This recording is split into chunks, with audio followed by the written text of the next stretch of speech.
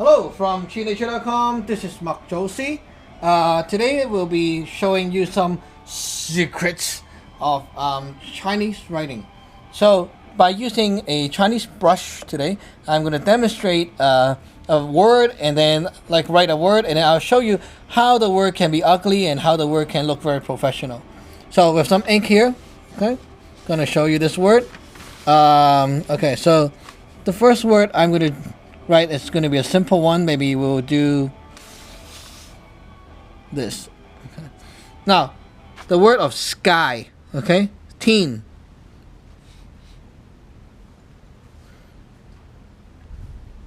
More ink.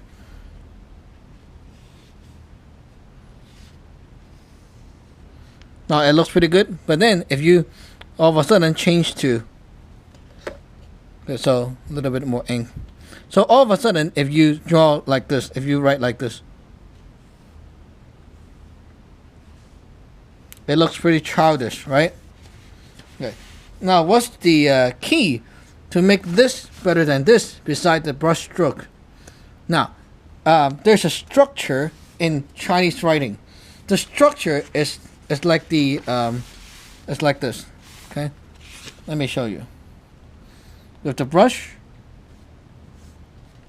okay, we have a box, but the box is not a square. Okay, we have a box like this. So you have two straight lines, and then you have this and this, like the sailboat. Okay, like this. And then in the center there's a line like this, and then there's a line right through here.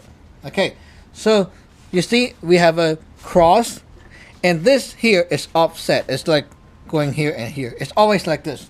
So it have a projecting vibe from here, from the left side, and project to the right side. It's always like this. And then, of course, the same theory applied. Okay, there's also a line right here and a line right here. Now, that's basically the main structure. Okay, so let's apply this to this word here, the teen. Okay, you can basically go like that and see that is going in structure right here. Okay, so it have that kind of vibe. All the strokes, okay, fit into the thing. And this is the circle, like semicircle. So it fits into the structure. So this is the basic grid for the word. But this here, the teen, everything is not aligned. You see right here, if I do this, it's not really aligned. See, so the structure is not very good, right?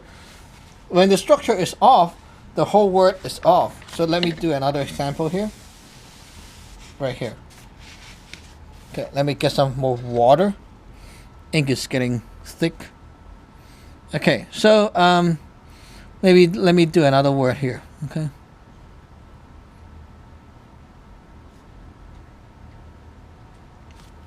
Okay, and other word here. Maybe we'll do this one. Okay, let's try this.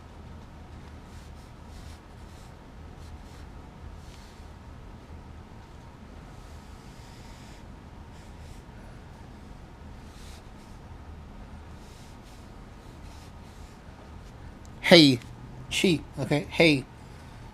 This is air or whatever you call it. So air. So chi, hey, hey in Cantonese. This word here, compared to, maybe we'll draw another one, sucky one.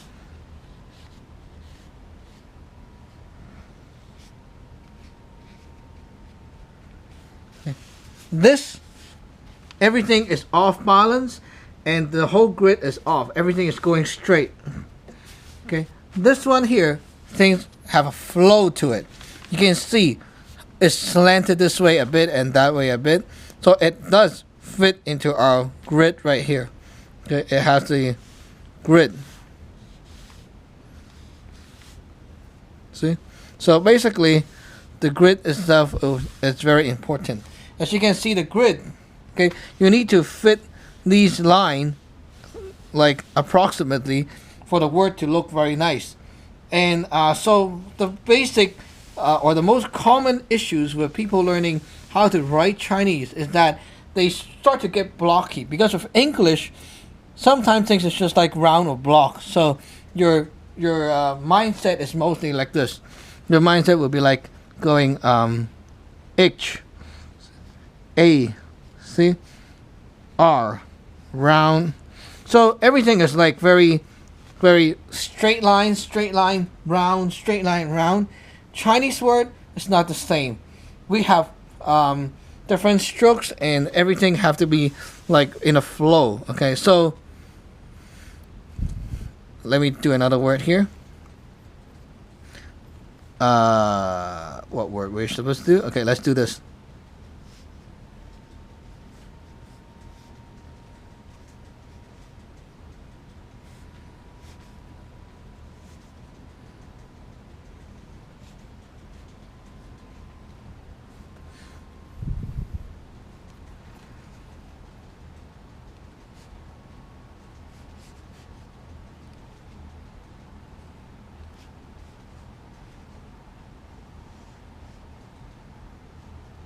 This is the word 聚散. 聚 together, 散 to apart, okay, to separate. As you can see the word, we are trying to find ways to squish in the strokes. Like right here, this word here, if you don't know how to do it, it will look very weird. Okay, you like want to be blocky, it will look very weird, like very dead. Right here, we try to go like this. And then this stroke will go up a little bit to make space. See, which this stroke corresponds to this here with the same angle. And then right here, you want to find a space right in the center to make your stroke. So everything is very like tightly structured. And also right here, you can see sometimes when the flow is going on, you cannot really change your letter. So you have to try to do your best to like cope with it, right? So for example, when we're here, you're here, you want to do another stroke down, you got to go here, and now, oh shit, you cannot do this, right? So you want to go a little bit squishier to make the space up, and because you squish in here you need to go out. So you need to go outward to make the balance. And because all these are squished up and bolded, you want the two stroke to be lighter for a balance here. And then you can go bold again. And because this is bold, this have to be light to balance it off, and then you can bold again. See?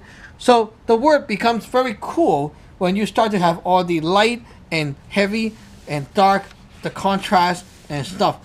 Okay, so between word and words, there's also a gap or a spacing, and this spacing is not the same as English spacing. So let me just try to do something here to show you. Okay, spacing. If I want to say a good day, okay, in English, good day, good day. Okay, you have this spacing, right? So usually it's just like half a letter or something apart, and people can make it, right?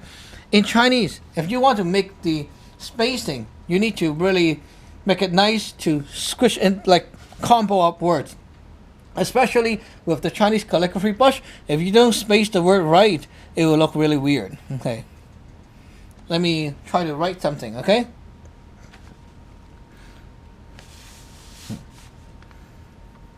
So, let me try to write this.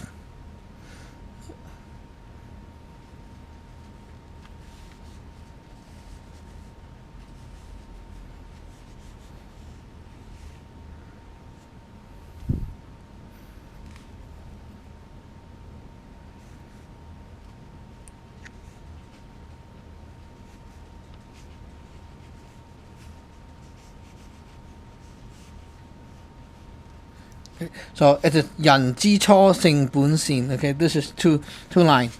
So you want to make these, okay, to be two sentences. You need to separate them in two lines, or you need to try to make this, okay, this phrase like one picture. It's like one picture. Okay, so it's like this. So you have big, small, big, and then this, it needs to be another picture. See, you need to fit the words together to make them like an art piece. So everything is like an art piece. Okay, now let me try to do a better one here.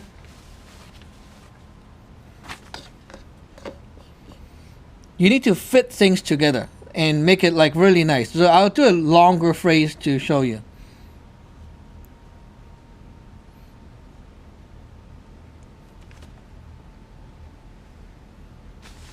There we go. Try to write a phrase here, long phrase, okay?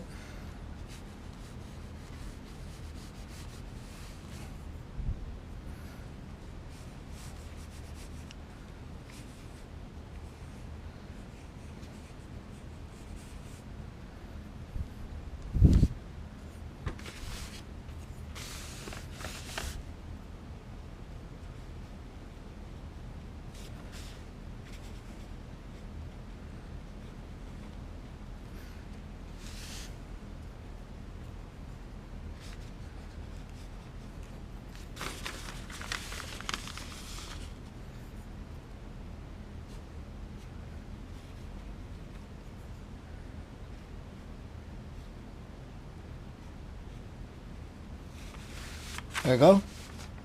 This one is one phrase, but then the problem is with Chinese brushes, okay, sometimes with the paper it doesn't fit. Now this is one phrase here, and you need to fit everything into one art piece looking thing. Then you're like, oh crap, you cannot have enough space to write the whole sentence. Well, there we go.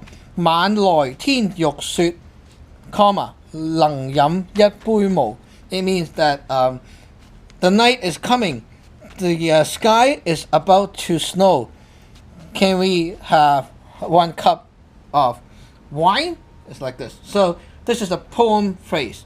So here in Chinese calligraphy, you don't have comma, you don't have periods. There's nothing like this, okay? So what you do is, usually in the design, you incorporate that kind of vibe into it, okay? So let me cut this off to show you properly so you don't see the other obstacles right here. Okay, so we'll cut this paper out. Let me cut it off. There we go. Okay, now you can see it properly. Okay. This right here, right, there's a structure to it. You see, hard in black. Okay, and then it turned to scattered and light. Okay, slowly, gradually, big to small, dark to light, and then we want to go light and medium. Okay, black and medium, and then you change to a more concealed and wet and lighter tone. Okay, and then we want to go here again, light, and then we go light. See, it's like a cycle of black to light, black to light, and lightest. See, and because the last word, it's supposed to be a question mark. When you say it, okay, usually it's a bit higher pitch, and so we make this lighter in weight, like meaning the stroke is lighter, and so it makes it more make sense when you read it. So when I read it, 晚來天欲雪, see, sink down, 能飲一杯無. See, that's how you read it. So when you read it, the sound and the weight of the character makes sense. See, 晚來天欲雪, 能飲一杯無. See, that's how you read it, and the weight of the words makes sense right now. See, so if you just try to like fool around with things, it won't make sense because when I read it, it doesn't make sense, right? Also, right here, this little dot, this word "suit," okay, is supposed to be like this. There's no dot there, okay? The word is supposed to look like this. Look at that. I'll do it right here, okay? Supposed to look like this. It's supposed to look like this. There's no dot. Why I put the dot there? It's supposed to be a dot that balances the word and this gap, okay, in between. You see there's a gap in between. This gap, you want to balance it out so that it doesn't look so empty. So I put a dot here.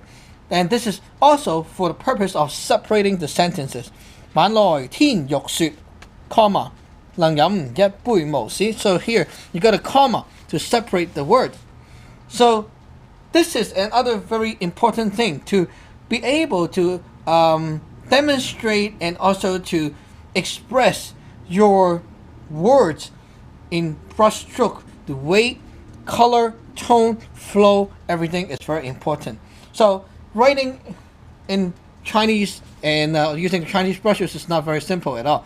You have to also know that the pages, the paper, is not always the size that you want.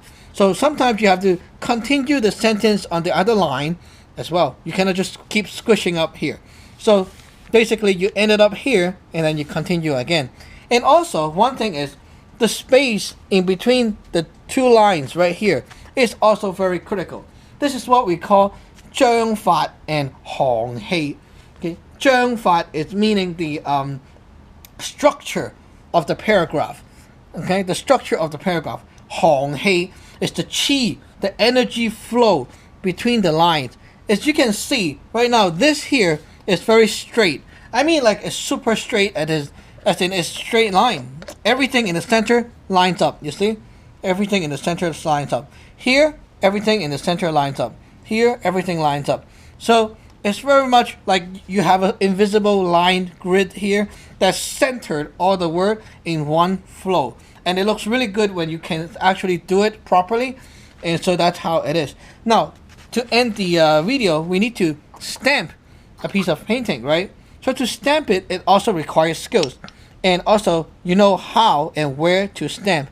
So we'll take a stamp right here. To balance the whole painting, because this is so empty, if we just end the thing here, it's best to stamp right here to end off the stamp. It looks very complete right now. Okay, so what we want to do is trim it. Okay, take a brush with water and trim it.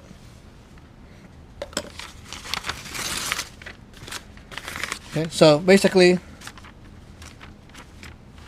after trimming, it looks like that.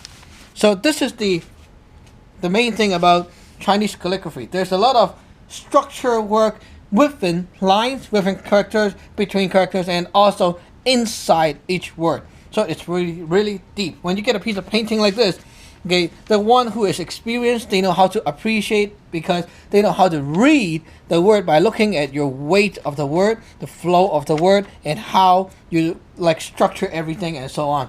And all these are not pre-planned. You actually have it, all the foundational skills in you, and then you can demonstrate it on the paper naturally, and it takes years to do this kind of thing. It looks very simple, but it is not simple.